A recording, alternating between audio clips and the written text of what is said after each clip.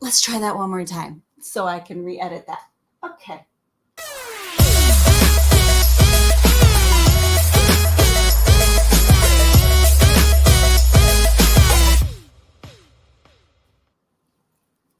Hi, and welcome to the ArtsyFartzy Club. I sure hope you can hear me this time. Wow. Okay, and I'm little. Where am I? There I am. Hi, guys. I went to go stream live today, and I found out that one of my kids had been in here and doing the things and unplugging things, and it was work. It was work. And as you know, if you are a follower, I have taken a little break, and I was working on my other side job. So Mama 4, Masters of Art Education, and travel agent. Bet you didn't know that. I specialize in Disney and Universal vacations. You are totally welcome to follow me at elizabeth.j.vacay. I'm on Instagram, TikTok, and I actually have an Elizabeth J. Vacay, no dots, on YouTube. So I'd love for you to follow me. But so I was really working on that and getting that rolling, because we loves Disney at my house. We really do. And let's get into this. I'm going to keep it simple. We're doing a kindergarten lesson today, kind of easing back into doing my YouTubes and working on the ArtsyFartzy Club. I'm really excited. Next year, I'm going into one of the schools after school program, and that's kind of shifted where my focus is. And then also, I should be helping a martial arts school this summer where I do one of their days of camp each week. And we do an art focus for that one day. And it should be a lot of fun. I'm really looking forward to that as well. And I might even fit in a couple of just pure art camp days, and they will let me use their facility. We'll see. Still in the works, no promises. But meanwhile, let's get into our art. Clickety click click. You don't need to see that. You don't need to see that. Okay. Boop. There we are. Now I'm little, and you can see this, and I don't know why that is there. I'm a mess. Oh, okay, my friends. And I'm going to click over here as well, because I want to be able to see, just in case we have any friends that comment, and all that jazz. All right. So keeping it simple. So this is a lesson I would do for my kindergartners. You could do this with a pre-K. That would be great too. And first of all, I would start with making an egg. Now, I would just freehand my egg, and then I would give them tracers. So I would have them do an egg tracing what my tracer. So make it out of like a, oh my goodness, help me, a manila cardstock. And then, so everybody has success. So when they are tracing, because they are such little friends, we're going to remind them to have a friend hold their tracer, and then they can,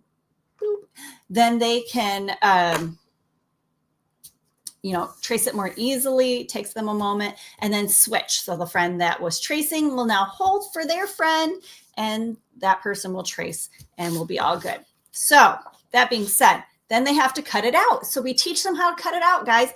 Thumb in the little hole, fingers in the big hole, thumb pointed up at the ceiling. Okay. And my scissors are always pointed away from me. That way I have control and I'm being safe, because it's really hard to cut like this. And I don't want to cut my shirt. By the way, one of my 4 children, one of them used to love cutting her clothes. It made me so mad. Oh my goodness. And then I patch them every once in a while and be like, you can wear it like this. And then she liked that it was like a butterfly patch that I put on it. And she's like, oh, yay, thank you. But anyway, okay, so they're going to hold the paper with their left hand so they have control. Turn, turn, turn the paper. So my left hand is doing all the turning. My left hand's doing all the work. My scissors stay here. Notice that they don't move. My right hand's not moving anywhere. I'm just opening and closing. Alligator chomps. Chomp, chomp, chomp. I never close my scissors all the way because we want to be able to keep that paper in there and keep it feeding along. That's a pro tip for the kids. They don't understand that yet. And if they close it and they come back in, that's when you start getting that choppy look on their paper. We don't want choppy, zigzaggy cuts. We want nice smooth cuts. So tell them never close your scissors. We're just turning as we go slowly. It's okay to cut slow. And done. Okay. So let's assume we gave them a tracer. They traced it. And now you can use, I actually do have my classic set here. I think I'm running out of paints though. I am running out of paints. Look at that. So sad. I have a bloopy on this white paper too. All right. So you can use a classic set, or I was planning on using one of these sets. Doesn't really matter. Okay. So when we're talking to them about our watercolor paints, watercolor is a compound word. It's watercolor. What is the most important word in watercolor, or part of watercolor? They go, water. So yes, water is the most important part of watercolors. You don't have activation on these paint sets. Oh, that one's actually still wet. But until you add the water. So I'm going to take my water and I'm going to drip into each one of my paint wells. It's called a well because it holds the liquid. Okay, now, pro tip for new teachers, take out the black and the brown. If you don't want them to use black and brown, don't give them black and brown. It's okay to pop those right out of your sets. I've had friends that did just the warm colors in a set, or just the blue, cool colors in a set. Whatever you feel like you need to do. I just would pop out the black and the brown, and I give them just a set of the classic colors. Okay. Now, that being said, I'm going to do some of these and see how these work. Now, I think these are the metallics. They have a glitter to them. I think these are supposed to be the classics, which this one, of course, I grabbed the one that doesn't have yellow in that special. Maybe these are supposed to be the classic. No, this is the classics. Anyway, I think these are the pastels. We'll see. We'll just throw in some water in these guys and see how they work. I wanted some blue because I knew I was out of blue. Forgot I was out of yellow. I don't know if that yellow is going to be yellow enough for on YouTube. Probably not. Okay. So now once they've got water in there and you let it sit, and you're going to talk for a little bit while that helps to liquefy and activate their paint. And then we're going to go ahead and teach them how to paint with the paintbrush, because these are our little friends and they're going to need those reminders right up through early elementary. We always remind them. As they get older, you remind them less. You don't go into as much detail, but for these little guys, we're going to talk about Mr. Brush. We go, hey, this is Mr. Brush. He likes his hair done nice and neat. So we never, ever, ever push Mr. Brush down on our paper so hard that we bend his hair, or if you do it really hard and scrub back and forth, it's going to ruin his hair, and his hair will always look like this. And sometimes I would have ruined paintbrushes to show them. So I'm like, oh, look at that. And I might draw little eyes and a frowny face on it. And I'm like, oh, look at his hair. It looks so bad. He doesn't like that. We always want to make sure that we're treating Mr. Brush nice. In fact, he likes to dance. He likes to dance like a ballerina. He stays on his tippy toes. Okay. We never smush down our toes. A ballerina never goes on her heel, because that's going to take that metal and it's going to scratch your paper. And it also will make the hair fall right out of his head and he'll go bald. And he doesn't enjoy that. So then we're going to go, okay, today we're going to draw lines. We're going to work on our lines. So what are some of the lines that we know? Okay, so they'll be like straight line. Tickle, tickle, tickle, tickle with Mr. Brush on his ballerina toes. Tickle, tickle, tickle. And we're going to do a straight line. Fabulous. Now I want to change colors. I'm not going to go into the red and get orange in my red. I need to pounce, pounce, pounce like Tigger. Pounce, pounce, pounce. Fun, fun, fun, fun, fun. Into the water. Wipe, wipe, wipe to get extra water off. Name me another line you guys know. What else do we know? Wavy line. Oh, that's a good one. So good. I'm going to tickle, tickle, tickle in my paint. I got lots of paint on here. And I'm going to do a wavy line. Wavy line. Okay.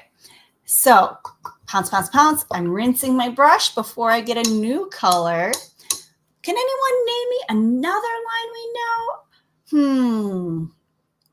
I'm going to do a, what's the name of this line? And then I see my brush has a loose hair. I might even pull that out before I do my next lesson because that, my friend, drives me crazy as I'm trying to cover it up. Boop, boop.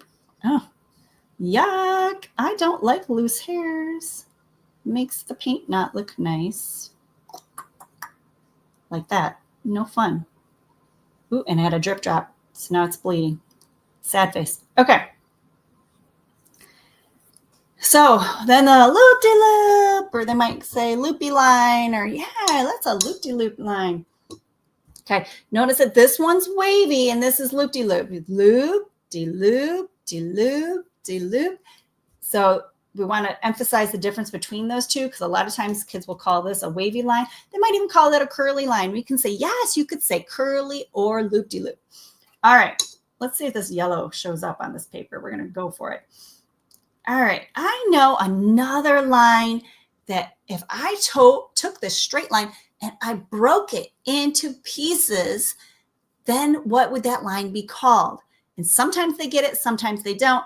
It's called a broken line. Yes. So it's like a line and I break it into littler pieces. Line, line, line. Good job. Now there's another line I'm thinking of that's very similar to a broken line, but it's not little lines. It's, and then they might get it, dots. It's dots. You're right. Okay, let's see. What color do I need? Oh, maybe a blue. And you're right. Great job. Let's see. What's the difference here? Dot, dot, dot. But I'm going to keep them all in a row, going horizontal across my egg. Good job, my friends. Okay, so I have a dotted line. You know, there's another one that is similar to wavy line that we haven't done, but it's not a wavy line. It looks like mountains. What is that called? Zigzag line. You're right, zigzags. So the difference between a wavy line is that this has bumps. I want my zigzag to have sharp edges. Zig, zag, zig, zag, zig, zag, zig, zag, zig, zag. Good job, you guys. And I can go back and I can clean that up with my brush a little bit. Make sure my points are nice and pointy. Once again, they're kindergartners. It's not going to have excellent craftsmanship. It's going to have good enough craftsmanship for them. So we're going to let that go. Okay. All right. Now, I might emphasize the difference between a thin line and a thick line. So you would say, okay, I did a thin line here. What happens if I push down a little bit harder on my brush? Not so hard that I scratch my paper, but just so that my brush goes flatter. Wow, that's a thick line. Can you see the difference between this line and that line? This line is thick and that line is thin. They're both straight horizontal lines, but now they have a different quality because I pushed harder on my brush. Now you could do this for your art lesson. You could do a wax resist. That's another fun one for this egg lesson where you take the white crayon and then you paint over it. I like to do that. It's like a magic reveal. That's really fun. And you can tell them that they can do that on their crayons at home. And you know what I think? I left all my white crayons outside today. Bum, bum, bum. And I can't show you an example of doing that. Wah, wah, wah. So sad. Oh, man. I'm checking. Yeah, none around here. Okay. Sorry, guys. But same thing. You would take them through, and I would have two. One that I'm doing with like a Sharpie so they can see the line, and a second egg where I do it with my crayon.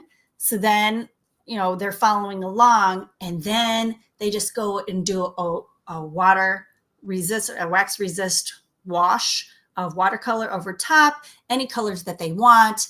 It's fun. Once again, leaving out the black and the brown. And then it magically reveals their design underneath. That's super cute. And of course, I love kindergartners because I think it's so magical. And that's it. That was it. That's a down and dirty fast lesson, guys. One day lesson. You can totally do this in a very short 25-minute class.